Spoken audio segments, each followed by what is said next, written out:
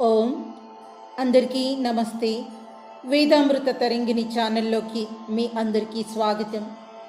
వేదాలు విజ్ఞాన గనులు.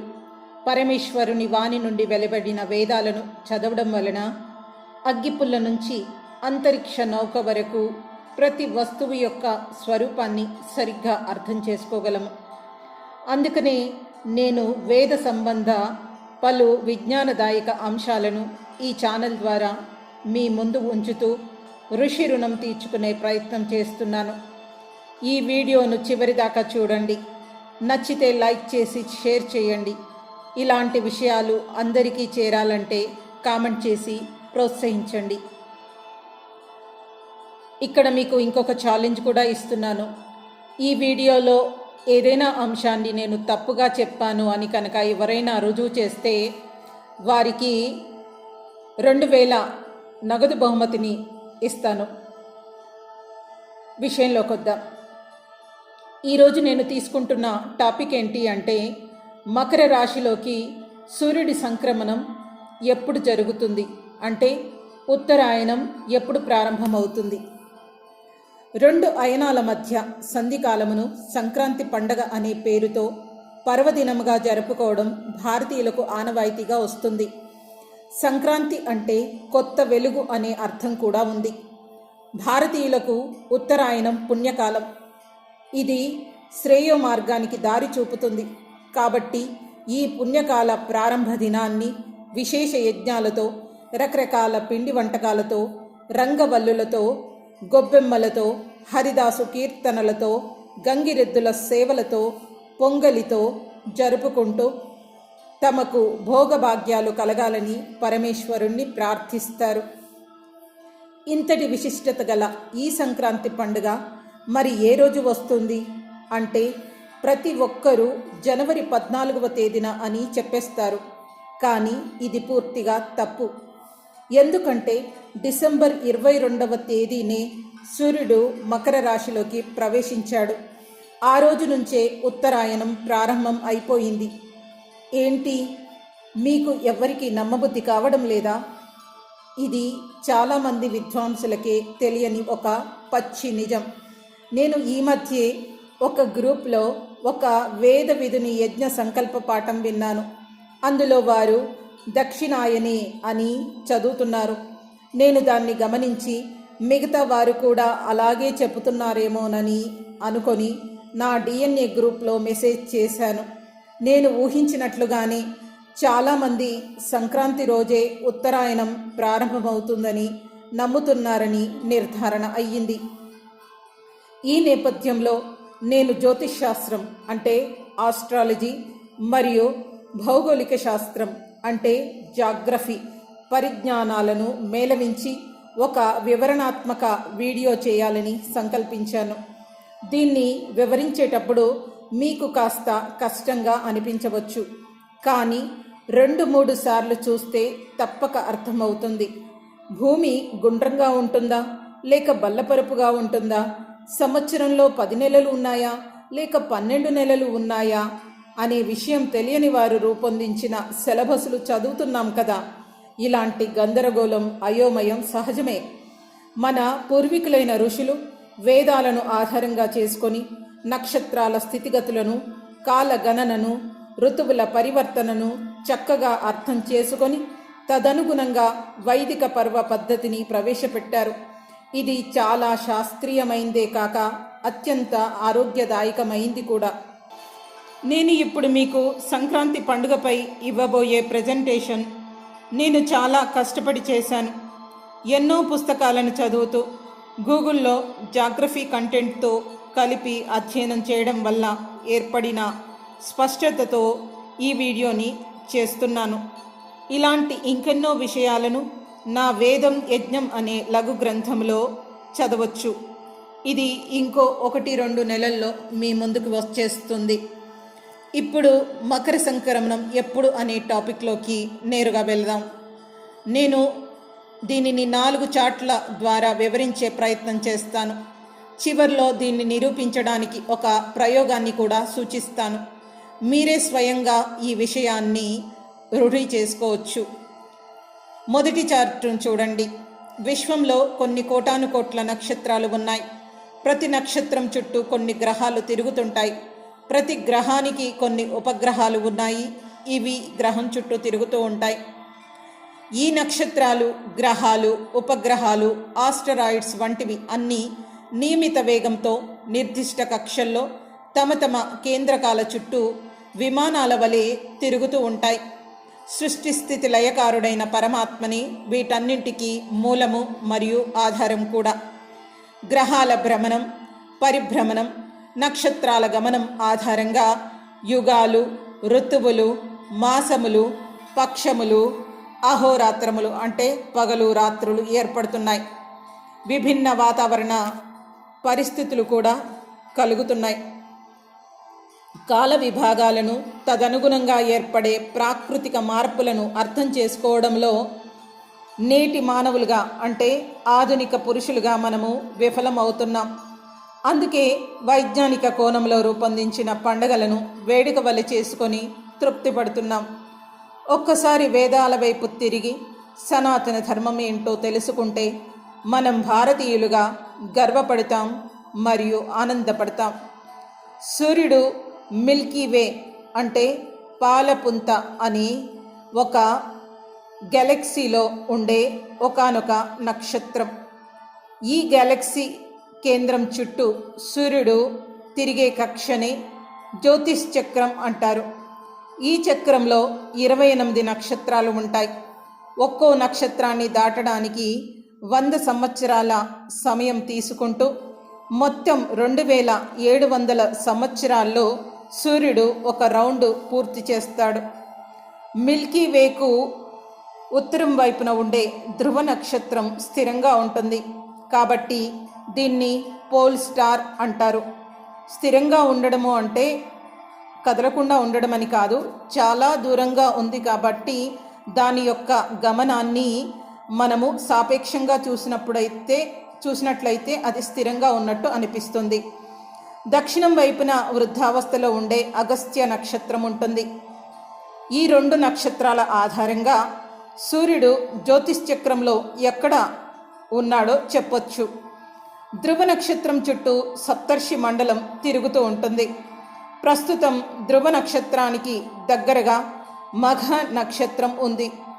కురుక్షేత్ర యుద్ధం జరిగినప్పుడు కూడా ఇలాంటి స్థితియే ఉన్నదని వ్యాస మహర్షి భారతంలో వర్ణించాడు. ఇక సౌర కుటుంబం గురించి చూద్దాం. సూర్యుని చుట్టూ తిరిగే 9 గ్రహాల్లో భూమి కూడా ఒకటి. ఇది తన చుట్టూ తాను తిరుగుతూ సూర్యుని చుట్టూ పరిభ్రమిస్తుంది. భూమి పడమర నుంచి తూర్పుకు 24 గంటల్లో ఒక ఆత్మ ప్రదర్శన చేస్తుంది. అందువల్లే పగలు రాత్రులు ఏర్పడుతున్నాయి. భూమి వర్తులాకార కక్షలో అంటే ఎలిప్టికల్ షేప్లో సూర్యుని చుట్టూ తిరగడానికి 12 నెలలు అంటే 360 రోజులు పడుతుంది. భూమి తూర్పుకు 23 డిగ్రీ ఇలా కోణంలో వంగి ఉంటుంది. అందువల్ల 6 రకాల ఋతువులు ఏర్పడుతున్నాయి. ఇంగ్లీష్ క్యాలెండర్లో ఉన్న 365 రోజుల స్థానంలో 360 రోజులు అంటుంది ఏంటని అనుకుంటున్నారా? అథర్వ వేదంలోని మొట్టమొదటి మంత్రం అయిన ఏ త్రిసప్తాహ పర్యంతి విశ్వారూపాని బిభ్రతః అనే మంత్రంలో స్వయంగా పరమాత్మని సంవత్సరంలో త్రిసప్తాహ అంటే 360 రోజులు ఉంటాయని చెప్పాడు. అందుకే నేను వేదమునే ప్రామాణికంగా తీసుకుంటున్నాను. ఈ లెక్క ఎలా చేయాలో నా వేదం యజ్ఞం అనే పుస్తకంలో వివరించాను. అక్కడ చూడొచ్చు మీరు. వేదం ప్రకారం ఈ 360 రోజులే 12 నెలలుగా అంటే కాలదేవతలైన 12 ఆదిత్యులుగా అభివర్ణించబడ్డారు. 33 రకాల దేవతల్లో వీరు కూడా భాగం. ఉత్తర భారతదేశంలో సౌరమాన క్యాలెండర్ని వాడితే దక్షిణ భారతదేశంలో చాంద్రమాన క్యాలెండర్ని ఉపయోగిస్తారు. ఈ రెండింటికి మధ్య 1 నెల తేడా వస్తుంది. అందుకే మనకి ఇప్పుడు మార్గశిర మాసం నడుస్తుంటే ఉత్తరాది వారికి పుష్యమాసం నడుస్తుంది. అంతేకాకుండా ఉత్తరాది వారు విక్రమార్క శకాన్ని అనుసరిస్తే దక్షిణాది వారు శాలివాహన శకాన్ని అనుసరిస్తారు. వేదంలో చంద్రుణ్ణి మాసకృత్ అంటారు. చంద్రుడు భూమి చుట్టూ తిరగడానికి పట్టే 29 రోజుల సమయాన్ని ఒక నెలగా పరిగణిస్తారు. అమావాస్య నుంచి పౌర్ణమి వరకు శుక్లపక్షమని, పౌర్ణమి నుంచి అమావాస్య వరకు కృష్ణపక్షమని అంటారు. సౌరమాన నెలకు చాంద్రమాన నెలకు మధ్య ఒకరోజు తేడా వస్తుంది. అందుకని 30 నెలల తర్వాత ఒక మాసాన్ని అధికంగా చాంద్రమాన క్యాలెండర్కి కలుపుతారు. అందుకే అప్పుడప్పుడు అధిక శ్రావణ మాసం, అధిక ఆషాఢ మాసం అనే నెలల్ని మనము చూస్తుంటాము, వింటుంటాము. సంక్రాంతి పండుగ సౌరమానం ప్రకారం వచ్చే పర్వము కాబట్టి ప్రతి సంవత్సరము అదే తేదీన వస్తుంది. కానీ ఉగాది పండుగ, హోలీ, దీపావళి, దసరా వంటి పండుగలు చాంద్రమానం ప్రకారం వస్తాయి. తిథుల ఆధారంగా ఈ పండుగలను జరుపుకుంటారు. ఇక రెండో చిత్రాన్ని చూస్తూ జ్యోతిష్ చక్రానికి సంబంధించిన అతి ముఖ్యమైన దృగ్విషయమైన సప్తర్షి మండలం గురించి తెలుసుకుందాం. సప్తర్షి మండలాన్ని ఇంగ్లీష్లో బిగ్ డిప్పర్ లేదా గ్రేట్ బేర్ అంటారు. ధ్రువ నక్షత్రం చుట్టూ ఈ 7 నక్షత్రాలు ఒక ప్రశ్న చిహ్నం వలె, అంటే క్వశ్చన్ మార్క్ వలె తిరుగుతూ ఏడాదికి ఒక రౌండ్ పూర్తి చేస్తాయి. ఈ 7 నక్షత్రాలను మరీచిః, వశిష్ఠః, అంగీరసః, అత్రిః, పులస్త్యః, పులహ మరియు క్రతుః అని పిలుస్తారు. వశిష్ఠుని పక్కన ఉండే మరో చిన్న నక్షత్రం పేరే అరుంధతి. దీనినే వివాహ వేడుకలో వధూవరులకు పూజారి చూపిస్తాడు. ధ్రువ నక్షత్రానికి సప్తర్షి మండలం ఏ వైపున ఏ విధంగా ఉందో చూసి అది ఏ ఋతువో కనుక్కోవచ్చు. చలికాలంలో ఇది కుడివైపున నిలబడ్డ క్వశ్చన్ మార్కులా ఉంటే, ఎండాకాలంలో శీర్షాసనం వేస్తున్నట్టు ఎడమ వైపున ఉంటుంది. వసంత ఋతువులో ఇది పోల్ స్టార్కు పై వైపున బోర్లా పడుకున్నట్టు ఉంటే, శిశిర ఋతువులో క్రింది వైపు వెల్లెలికిలా పడుకున్నట్టు ఉంటుంది. ఈ 4 కాలాల్లో కనిపించే ఈ సప్తర్షి మండలాలను ధ్రువ నక్షత్రముతో కలుపుతూ గీతలు గీస్తే అదే స్వస్తికనే చిహ్నం. భారతీయుల పవిత్ర చిహ్నాల్లో ఇది కూడా ఒకటి. స్త్రీ చక్రం ఓం గురించి కూడా నేను త్వరలోనే చెప్తాను. ఇక మూడో చిత్రం చూద్దాం. భూమి ఒక గోళాకార ఖగోళ వస్తువు, పంచభూతాల్లో ఒకటి. ఇది తూర్పు వైపుకు 23 డిగ్రీలు వంగి ఉంటుంది. అందువల్ల 2 అయనాలు ఏర్పడతాయి. మిట్ట మధ్యాహ్న వేళ సూర్యకిరణాలు ఏ అక్షాంశంపై పడుతుందనే విషయం ఆధారంగా అయనము నిర్ణయం అవుతుంది. డిసెంబర్ నెలలో సూర్యకిరణాలు మధ్యాహ్న వేళ మకర రేఖపై పడతాయి. మన భారతదేశము ఉత్తరార్ధగోళంలో 8 డిగ్రీల నుంచి 37 డిగ్రీల అక్షాంశాల మధ్య మరియు తూర్పు వైపున 69 నుండి 97 డిగ్రీల తూర్పు రేఖాంశాల మధ్యన ఉన్నందున ఈ సమయంలో చలికాలం ఉంటుంది. ఎందుకంటే ఏటవాలుగా పడే సూర్యకిరణాలలో ఉష్ణం తక్కువగా ఉంటుంది. అదే జూన్ నెలలో సూర్యకాంతి కర్కట రేఖపై పడుతుంది. మన దేశం మీదుగా కర్కట రేఖ పోతున్నందున ఈ సమయంలో భారత్లో ఎండాకాలం ఉంటుంది. ఉష్ణం తీక్షణంగా ఉండి ఉక్కపోస్తుంది.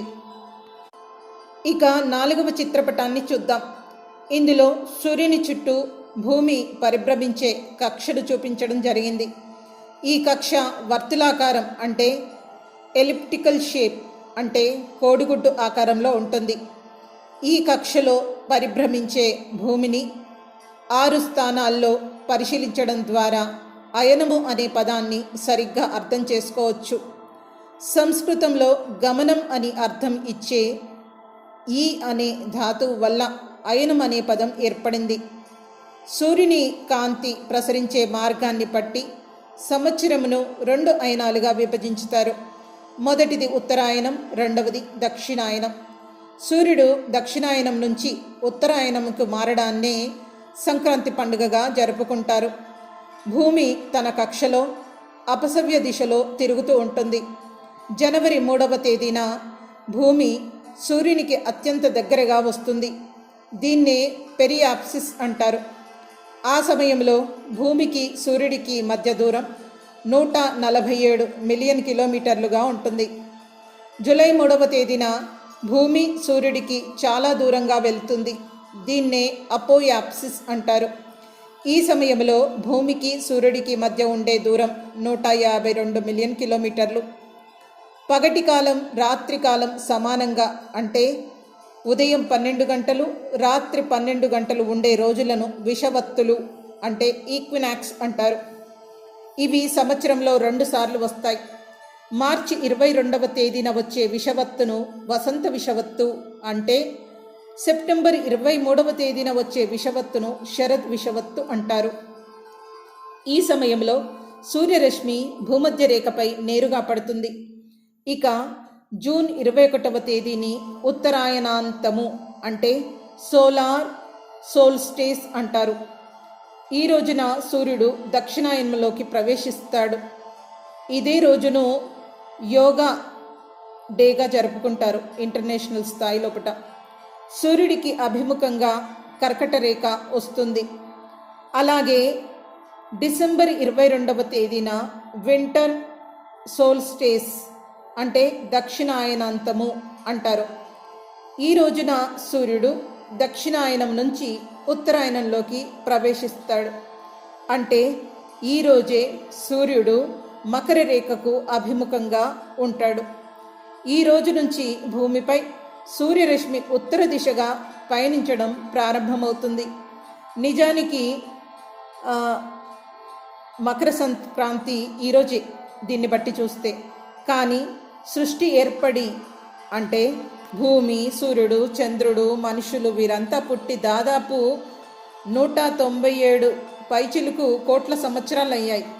కాబట్టి పండుగల తేదీలు మారడం అనేది సహజం. వైదిక క్యాలెండర్ల నుండి ఆంగ్ల క్యాలెండర్లకి మారిన క్రమంలో ఈ పొరపాటు జరిగి ఉండొచ్చు. లేదా కొత్త పంట ఇంటికి వచ్చే శుభ సమయంలో ఈ పండుగను జరుపుకోవడం ఆనవాయితీగా మారి ఉండొచ్చు. సంక్రాంతి నాడు విశేష హోమం జరపాల్సింది పోయి కేవలం భోగి మంటలతో సరిపెడుతున్నారు. స్విష్టకృతి ఆహుతిగా ఇవ్వాల్సిన పరమాన్నాన్ని పొంగలిగా వండి తినేస్తున్నారు. యజ్ఞకుండంలో పెట్టాల్సిన ఆవు పిడికల స్థానంలో గొబ్బెమ్మలు వాకిళ్లలోని రంగవల్లుల మధ్య పెట్టి పూజిస్తున్నారు.